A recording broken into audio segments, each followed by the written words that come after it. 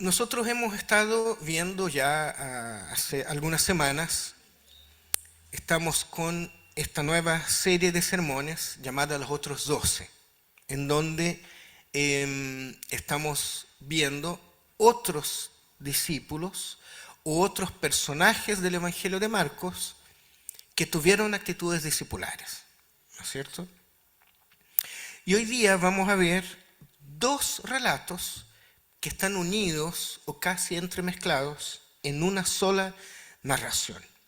Tenemos hoy día el relato de Jairo y su hija enferma, y tenemos a una mujer que tenía una condición terrible. Nosotros vamos a ver el texto. Una mujer que llega buscando al Señor en medio de la multitud. Pero ambos relatos son una sola unidad literaria. Les invito a que leamos Marcos, capítulo 5, versículos 21 al 43. Marcos 5, 21 al 43. Es una lectura extensa, pero nosotros no tenemos cómo no hacerla, porque no es simplemente que tengamos el relato de Jairo con el relato de la mujer en medio, sino que ambos relatos están unidos teológicamente, por medio de las enseñanzas que entregan. Entonces ahí ya está proyectado. Vamos a dar lectura entonces. Marcos 5, capítulo 5, verso 21.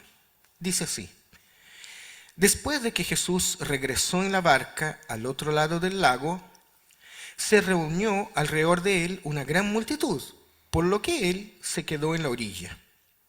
Llegó entonces uno de los jefes de la sinagoga llamado Jairo. Al ver a Jesús, se arrojó a sus pies y le suplicó con insistencia: Mi hijita se está muriendo. Ven, pon tus manos sobre ella para que se sane y viva. Jesús se fue con él y lo seguía una gran multitud, la cual se agolpaba sobre él. Había entre la gente una mujer que hacía 12 años padecía de hemorragias. Había sufrido mucho a manos de varios médicos y se había gastado todo lo que tenía sin que le hubiera servido de nada, pues en vez de mejorar, iba de mal en peor.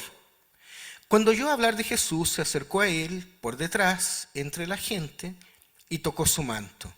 Pensaba: si logro tocar siquiera su manto, quedaré sana. Al instante cesó su hemorragia y se dio cuenta de que su cuerpo había quedado libre de esa aflicción. Al momento, Jesús se dio cuenta de que había salido poder de sí mismo, así que se volvió hacia la gente y preguntó: ¿Quién ha tocado mi manto? ¿Ves que te apretuja la gente?, le contestaron sus discípulos, y aún así preguntas: ¿quién ha tocado mi manto? Los discípulos no se dan cuenta de lo que pasa. Pero Jesús seguía mirando a su alrededor para ver quién lo había hecho. La mujer, sabiendo lo que había sucedido, se acercó temblando de miedo y arrojándose a sus pies, confesó toda la verdad. Hija, tu fe te ha sanado, dijo Jesús. Vete en paz y queda sana de su aflicción. Y aquí volvemos a Jairo nuevamente. Todavía estaba hablando Jesús cuando llegaron unos hombres de la casa de Jairo, jefe de la sinagoga, para decirle: tu hija ha muerto. ¿Para qué sigues molestando al maestro? Sin hacer caso de la noticia, Jesús dijo al jefe de la sinagoga: no tengas miedo, nada más cree. No dejó que nadie lo acompañara, excepto Pedro, Santiago y Juan, el hermano de Santiago. Cuando llegaron a la casa del jefe de la sinagoga, Jesús notó el alboroto y que la gente lloraba y daba alaridos. Entró y dijo: ¿por qué tanto alboroto y llanto? La niña no está muerta, sino dormida. Entonces empezaron a burlarse de él. Pero él los sacó a todos, tomó consigo al padre y a la madre de la niña y a los discípulos que estaban con él y entró a donde estaba la niña. La tomó de la mano y le dijo, Talita cumi, que significa, niña, a ti te digo, levántate. La niña, que tenía 12 años, se levantó enseguida y comenzó a andar. Ante este hecho, todos se llenaron de asombro. Y él dio órdenes estrictas de que nadie se enterara de lo ocurrido y les mandó que dieran de comer a la niña.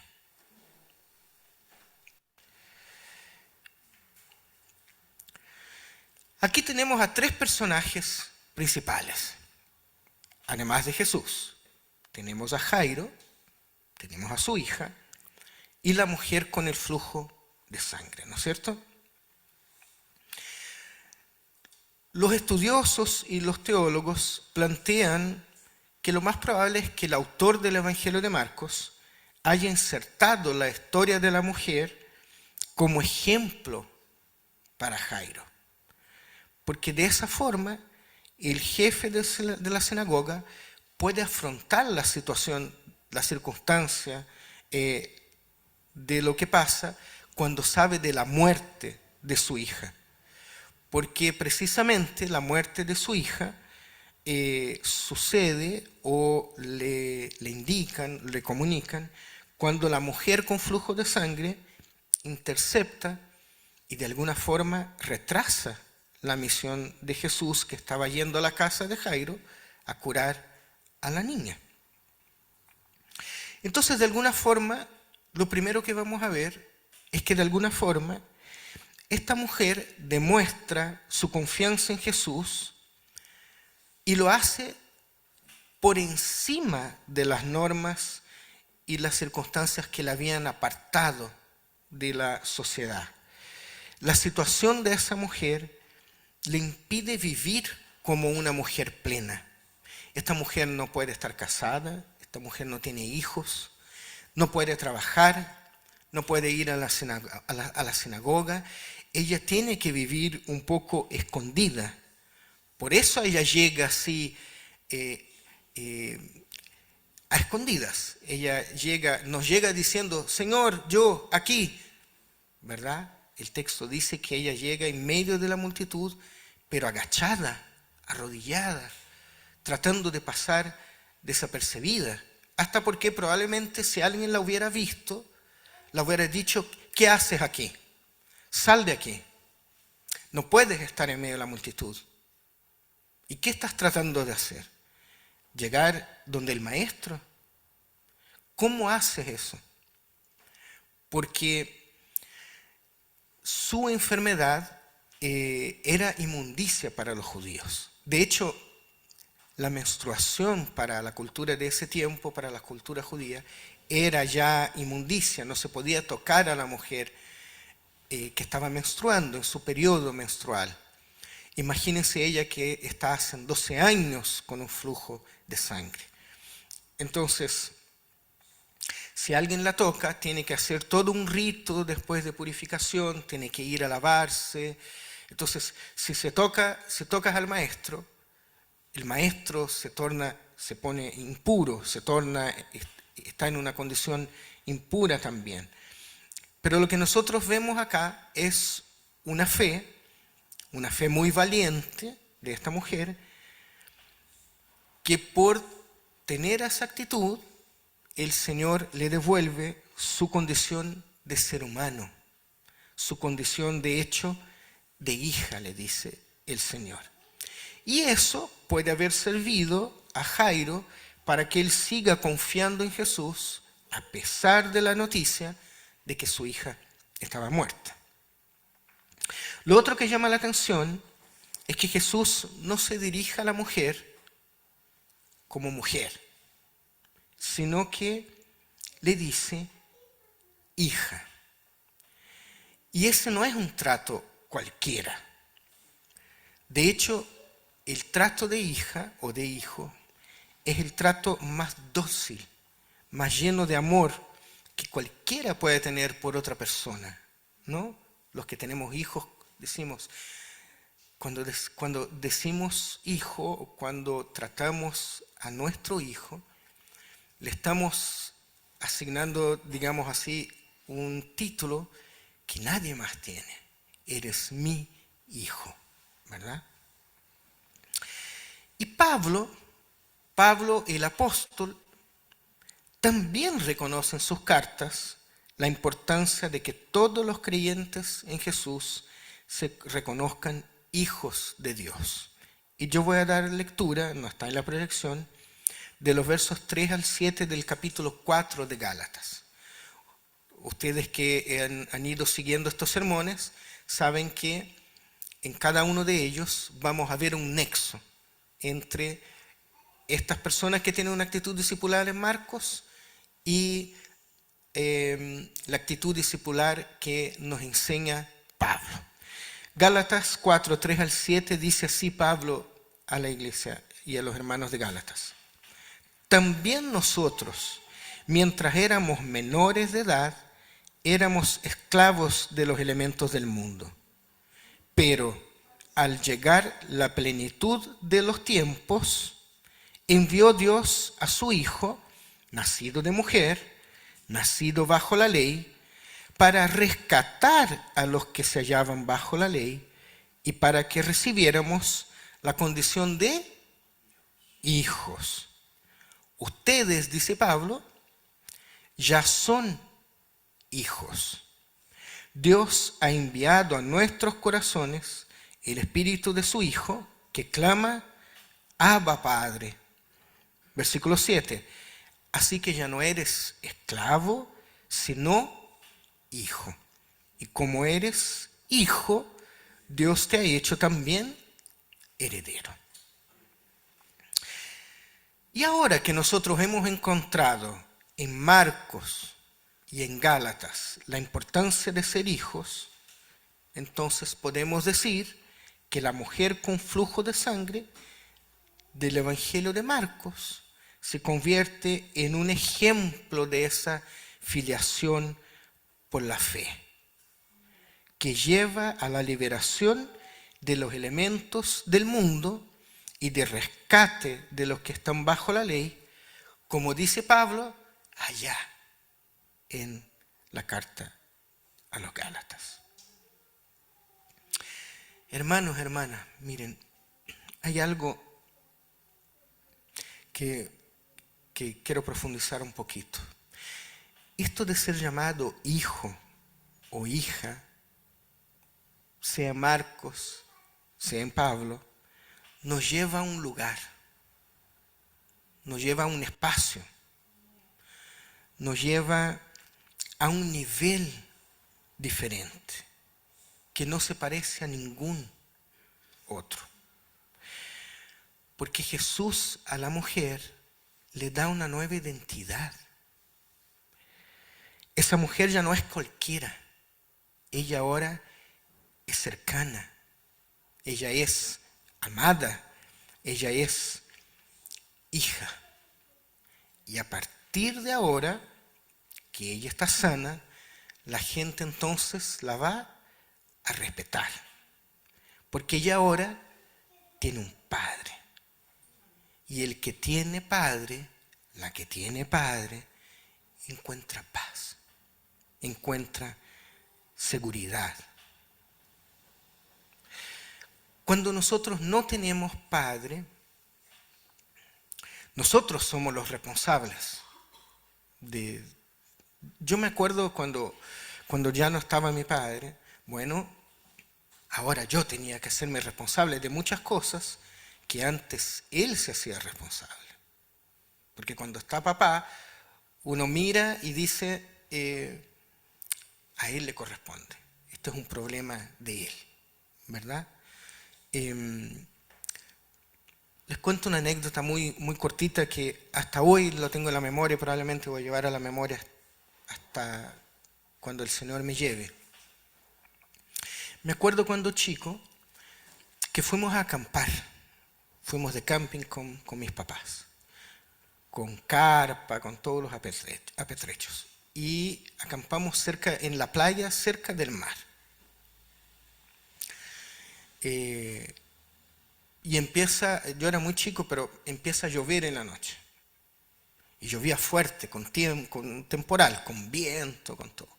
Y yo me acuerdo muy chico de despertarme en la carpa, porque sonaba y todo. Y yo desperté y miré y sonaba y la carpa se movía. Y yo sigo mirando, mirando y de repente me encuentro con que mi papá estaba de pie, no sé qué hora era de la madrugada, de pie, sosteniendo la carpa. Estaba así, la carpa se movía y todo. Y él estaba sosteniendo la carpa mientras yo dormía. Y eso fue lo que hice. Miré, está mi papá sosteniendo la carpa. Y seguía durmiendo. ¿Se fijan? ¿Por qué? Porque estaba mi padre. Una mujer despreciada, considerada inmunda y maldita. Una persona invalidada como ser, completamente destituida de la sociedad, que se acerca temblando, avergonzada y escondida. Esa mujer pasa a ser hija por medio de la fe en Jesús. Esta mujer es capaz de saltarse la ley y poner en primer lugar su fe. Porque lo que decíamos, de acuerdo a la ley, ella no podía siquiera haber tocado a Jesús. Pero la actitud de ella, 2000 años después casi, nos enseña a nosotros que a veces debemos dejar atrás todo lo que nos impide llegar a Jesús. Y mientras todo eso va pasando, llegan estos hombres de la casa de Jairo, ¿no es cierto? Y dicen, no pierdan más tiempo, tu hija ha muerto. Uno se imagina la cara de Jairo, ¿no? Tu hija ha muerto. No sigan el camino. Digan a todos que paren. No hay que apurarse. Tu hija ha muerto. No molesten más al maestro. Tu hija ha muerto. Pero el mismo Jesús que sanó a la mujer enferma es quien tiene también el control de la vida de la hija de Jairo. Y Jesús le mira al hombre y le dice, no tengas miedo, nada más cree. A veces se nos ha enseñado, como cristianos evangélicos, que no debemos tener miedo, no debemos tener temor, no debemos tener preocupación o angustia. Pero a veces es imposible no tener esos sentimientos. En medio de las circunstancias de la vida, ¿quién no ha tenido miedo? ¿Quién no ha tenido preocupación? ¿Y qué somos llamados a hacer en esas horas? Somos llamados a creer, como lo hizo Jairo. Llegan a la casa del hombre, dice el texto que la gente está llorando, gritando, sufriendo, y la niña muerta. Frente a las palabras de Jesús de que la chica estaba durmiendo, la gente ¿qué hace? Empieza a burlarse. Jesús saca casi todos, toma la mano de la niña y le dice que se levante. La niña se levanta, comienza a andar y todos se llenan de asombro.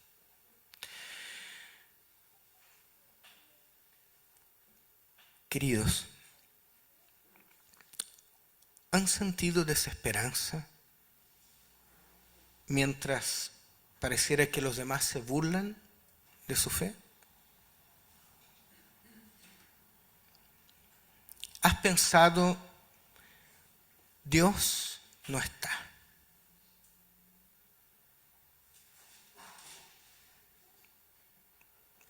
Déjenme decirles que el Señor siempre está. Aún en medio de nuestros mayores temores, aún en medio de los días más sombríos, Dios siempre está. La casa de Jairo termina con todos asombrados, impresionados, sin encontrar sentido en lo que estaba pasando. ¿Por qué? Porque Jesús trae novedad, esperanza y vida nueva, donde muchas veces solo hay tristeza y muerte. Y lo último, la semana pasada vimos la historia de un endemoniado. ¿Se acuerdan? El endemoniado Geraseno o Geraseno.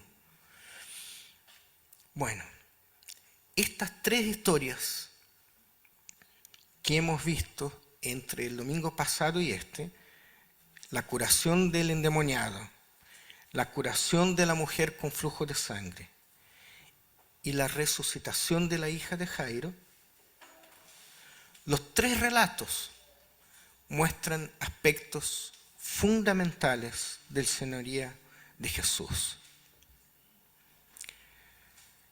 Él no solo es Señor sobre la enfermedad y la muerte, sino que es Señor de todo el que lo busca. El reino de Dios no se limita a la forma en que la sociedad excluye a algunos e incluye a otros. Somos nosotros los que tenemos esa costumbre, pero no el Señor.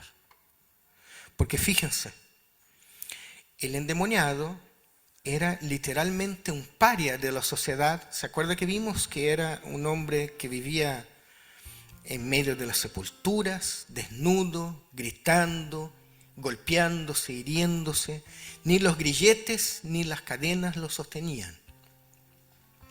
Ese hombre era un paria que vivía fuera de las murallas de la ciudad, porque los cementerios están afuera.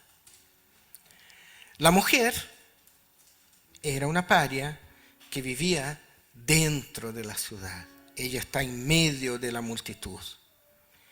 Y Jairo, completamente diferente a estos dos, era un líder, un hombre con estatus, un hombre con un título, un hombre con una, ¿cómo se dice? Un estatus que cuidar, ¿no? Un nivel, una apariencia que mantener. Tres vidas muy diferentes, pero tres vidas necesitadas del Señor. Y al final, el poder sanador de Jesús rompe todas las barreras. Y su gracia, queridos, es para todos los que claman. Jesús acude en misericordia sin importar si el necesitado es un loco que vive en medio de las sepulturas, si es una marginada inmunda o si es un líder judío. Oremos. Oremos. Buen Dios y Padre,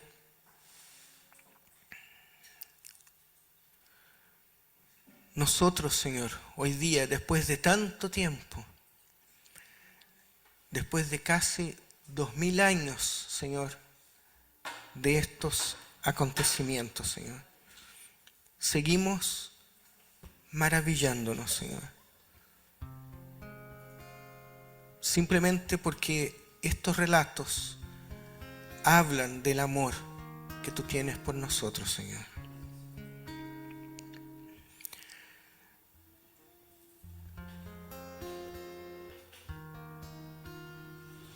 En tu gracia, Señor, sanaste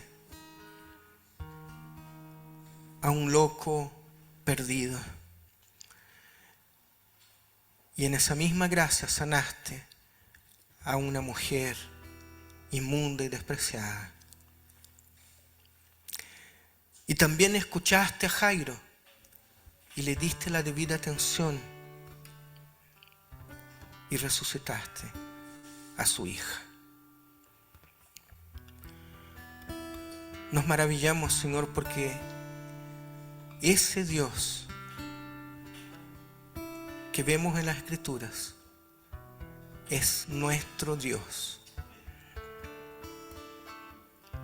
Ese Jesús lleno de amor, que liberta, que rescata, es nuestro Señor. Y solo podemos darte gracias por eso, Señor. Porque en tu misericordia, Señor, nos miraste en medio de nuestra bajeza, en medio de nuestros miedos, de nuestros temores, en medio de nuestra maldad y de nuestros pecados, Señor. Tú nos extendiste la mano como extendiste la mano a esa niña y nos rescataste de la muerte en que vivíamos, Señor.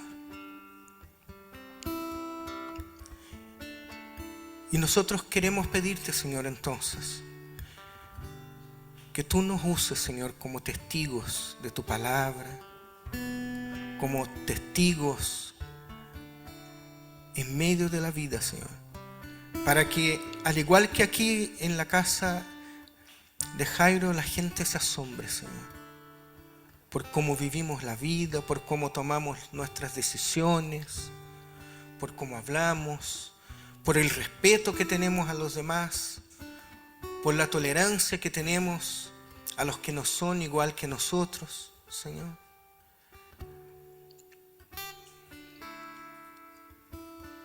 Sálvanos, Señor, de nuestra maldad. Guíanos por tus caminos, Señor. Y que tu Espíritu Santo, Señor, nos hable en todo el tiempo, nos redarguya, Señor, nos enseñe, nos recuerde de estos relatos, Señor. De tal manera que nuestro ser vaya cambiando en todo el tiempo, día a día, hasta el momento, Señor, en que tú nos lleves contigo o que tú vengas a reinar, Señor, lo que suceda primero. Pero por mientras, Señor, en este intertiempo, Señor, sé con nosotros, Señor. Úsanos, Señor. Apodérate de nosotros, Señor. Llénanos, Señor, de tu Espíritu, Señor. Ese es nuestro mayor deseo, Señor. Ese es nuestro mayor deseo, Señor. Por favor. Haz de esta iglesia, Señor, una iglesia con sentido. Una iglesia que lee los tiempos. Haz de esta iglesia la iglesia que tú quieres que seamos en este lugar, en este siglo, en medio, Señor, de la sociedad. Oramos a ti, Señor, en el nombre de Jesús. Amén.